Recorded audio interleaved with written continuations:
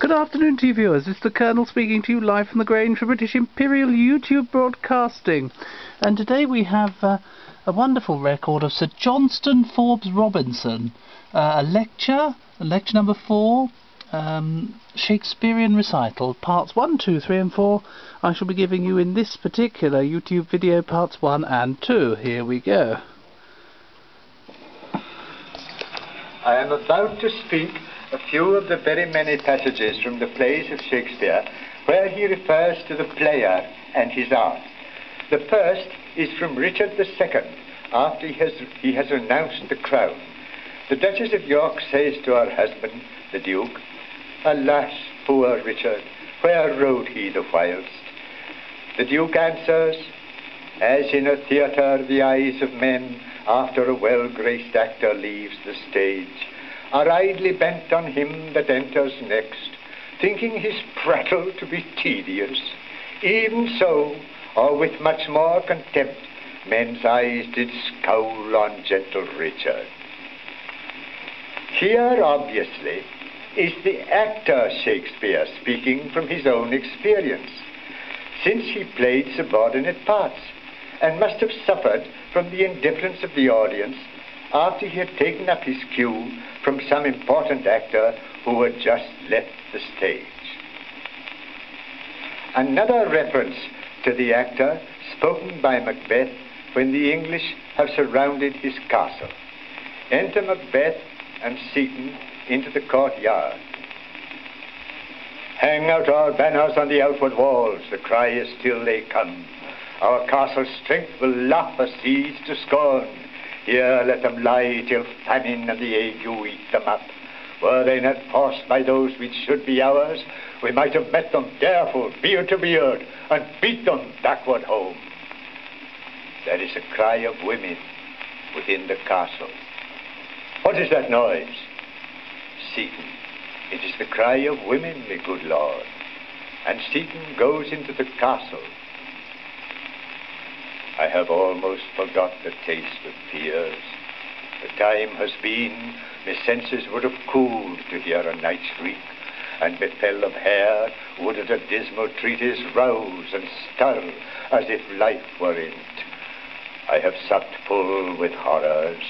Direness familiar to my slaughterous thoughts cannot once start me." Seaton returns. "Wherefore was that cry?" "The Queen, my lord, is dead. She should have died hereafter. There would have been a time for such a word.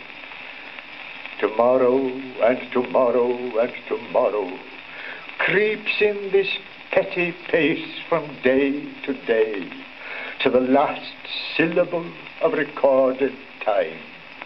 And all our yesterdays have lighted fools the way to dusty death. Out, out, brief candle, life's but a walking shadow, a poor player that struts and frets his hour upon the stage, and then is heard no more. It is a tale told by an idiot, full of sound and fury, signifying nothing." Right, now side 2. Another 2 to go, viewers. Here is another reference to the actor in the soliloquy spoken by Hamlet after he has interviewed the players.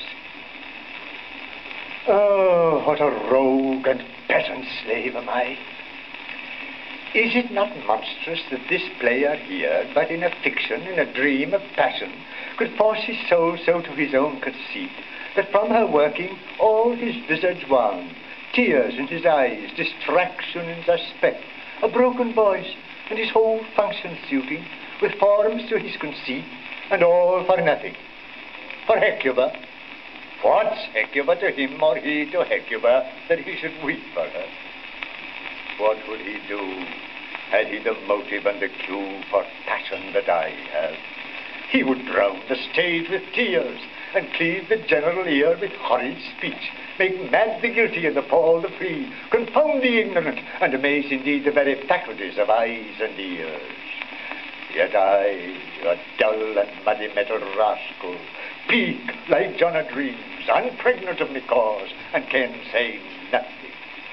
No, not for a king, upon whose property and most dear life a damned defeat was made. Am I a coward? Who calls me villain, breaks me bait across, tweaks me with the nose, gives me the lie of the throat as deepest to the lungs? Who does me this? Ah, zoons, I should take it, for it cannot be but I am pigeon-livered, and lack gall to make oppression bitter. Or ere this, I should have patted all the region kites with this slave's awful.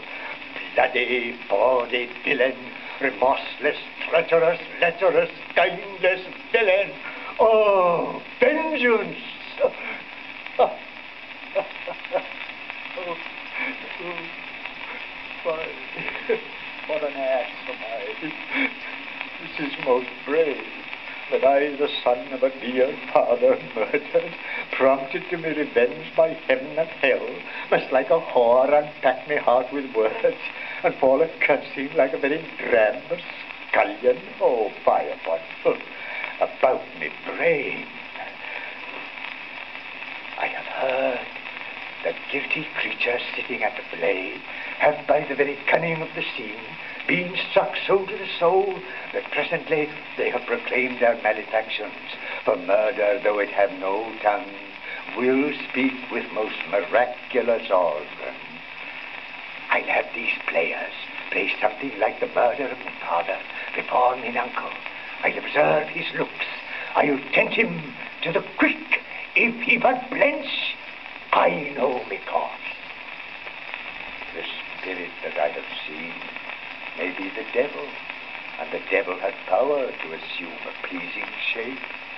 Yea, and perhaps out of me weakness and me melancholy, as he is very potent with such spirits, abuses me to damn me. I'll have grounds more relative than this. The play's the thing wherein I'll catch the conscience of the king.